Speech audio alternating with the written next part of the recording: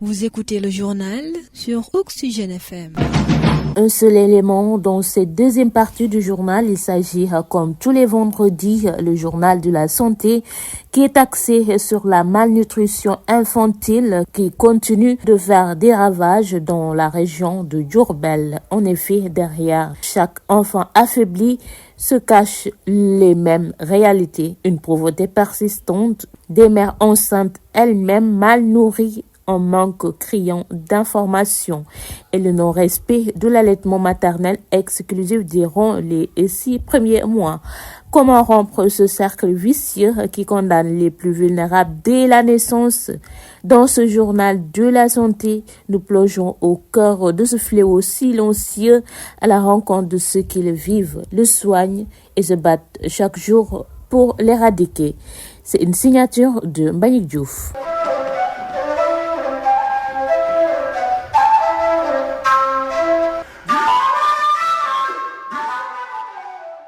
Bonjour et bienvenue.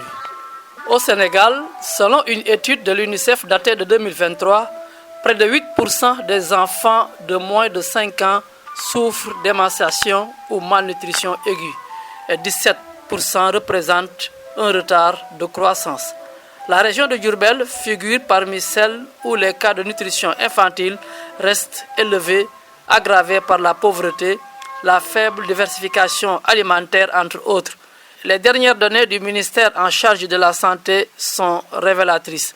Plus d'un enfant sur 5 à Diourbel souffre de malnutrition chronique et la situation est encore plus alarmante dans certaines zones rurales.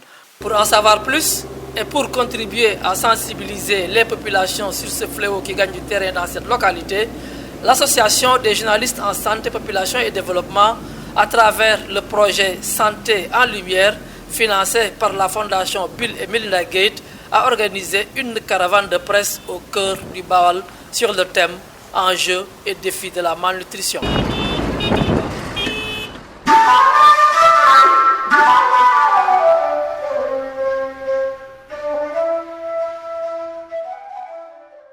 Situé en pleine ville, le centre de santé de Diourbel ne désemplit pas ce jour. En franchissant le portail de la structure vers 10 heures, l'effet de la chaleur était perceptible sur tous les visages. Dans la cour du centre de santé, 2 épaves d'ambulance garées dans le désordre. À côté se dresse un arbre dégarni de feuilles et attend certainement les premières gouttes de pluie. Du monde, il y en avait dans les couloirs. Au service de prise en charge des enfants malnutris, des femmes avec leurs enfants sont préoccupées par la santé de leurs nourrissons. Certaines expliquent l'objet de leur présence. Il avait la diarrhée. Il était malnutri, refusait de manger et vomissait. Il en était ainsi depuis sa naissance. Je le donnais de l'eau parce qu'il fait chaud à Diourbel. À sa naissance, j'étais malade. Il a fait 1 mois à la Hesse et je ne l'allaitais pas au sein. Il a commencé à téter après 1 mois 10 jours. Je lui donnais un seul repas qu'il a fini de rejeter. Mon enfant est malnutri. En plus, il est asthmatique. Il est malnutri depuis sa naissance. Il a la diarrhée depuis longtemps. Une situation qui, malgré certains efforts, reste une préoccupation selon le Dr Ibrahima Fall, spécialiste en santé publique, nutritionniste et point focal nutrition du district sanitaire de Diourbel. Le district de Diourbel fait partie des districts sanitaires où vraiment la malnutrition de façon globale constitue un réel problème de santé publique. Et effectivement, beaucoup d'efforts sont consentis, notamment par le ministère de la Santé et ses partenaires. Et malgré cela, en tout cas, ce fléau persiste jusqu'à présent. Pour l'année 2024, on a eu plus de 1000 enfants malnutris, donc malnutris aigus sévères, compliqués et non compliqués, qui ont été pris en charge durant l'année 2024.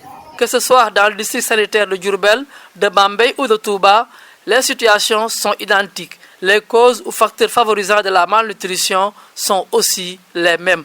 Madame Ndoye Yassine Fall est superviseur de soins de santé primaire au district sanitaire de Touba. Le premier facteur, on pense que c'est un facteur lié à un manque d'information de la part des mères gardiennes d'enfants sur comment les alimenter. Et aussi surtout le fait que souvent les mamans n'adoptent pas l'AME de la naissance à 6 mois. Au-delà de 6 mois aussi, le fait de diversifier l'alimentation, d'introduire de nouveaux aliments en plus du lait maternel. Parfois aussi les mamans ne sont pas assez informées sur cela. Et aussi les types d'aliments à donner pour que l'alimentation soit assez complète et diversifiée. Parfois cela manque.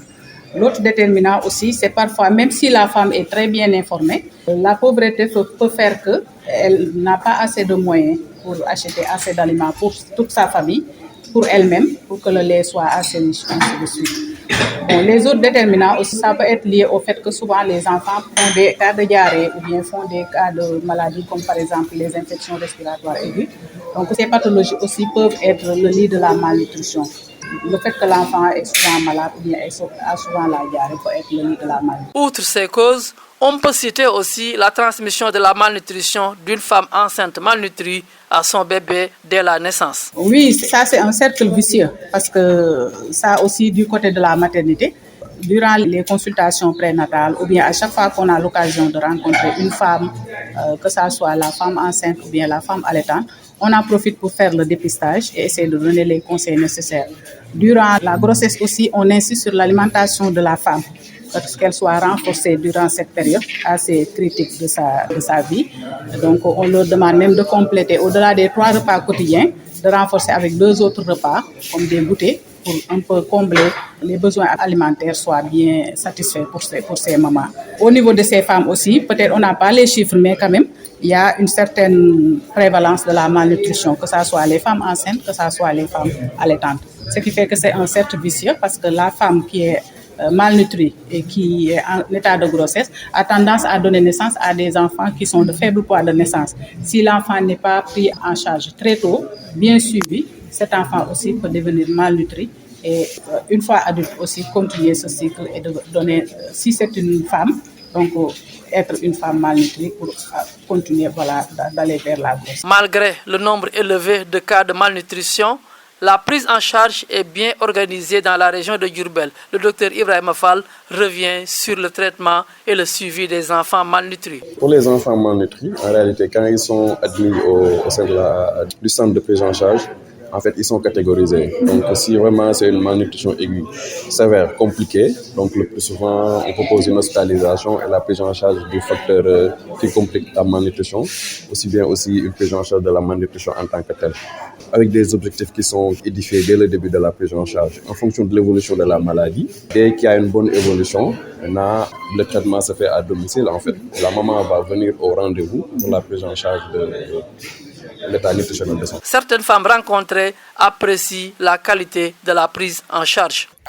Lors du premier rendez-vous, il pesait 6 kilos. Maintenant, il pèse 7 kilos. Dieu merci. Il était nerveux. Maintenant, il mange bien. Il y a un grand changement. Il pleurait tout le temps. Il ne mangeait pas. Maintenant, tout va bien. Pour l'instant, tout va bien. Dieu merci.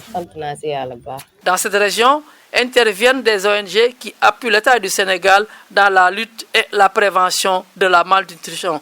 C'est le cas de Helen Keller International. Madame Wad Fatma Bey est assistante technique nutrition à Helen Keller International au niveau de la région de Diourbel. Helen Keller a décidé d'appuyer la région de Diourbel avec les suppléments, le SQLNS. Ce sont des petites quantités en suppléments nutritionnels en lipides qu'on donne aux enfants. Ce sont des sachets de 20 grammes pour couvrir leurs besoins en micronutriments au cours de la journée. C'est pour les enfants qui ne souffrent pas de malnutrition bien important pour prévenir la malnutrition chez ces enfants à la suite de l'allaitement maternel exclusif. Les sachets sont donnés à la suite du dépistage.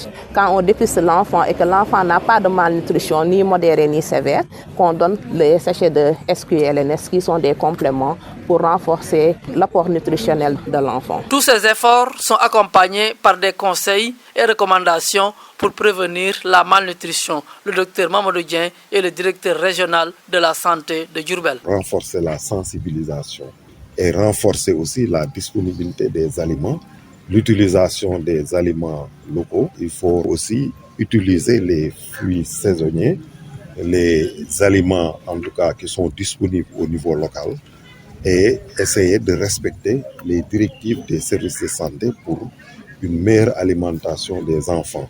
Maintenant, pour les autres secteurs, il faut renforcer la sécurité alimentaire, renforcer en tout cas les cultures vivrières et l'accessibilité à ces ressources.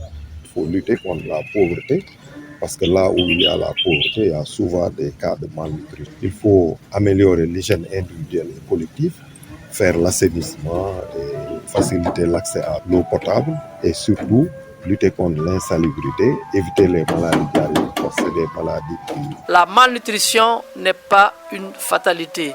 À Diourbel, comme ailleurs, chaque enfant a droit à une alimentation saine et équilibrée. Derrière chaque chiffre, il y a un enfant, une famille, un avenir.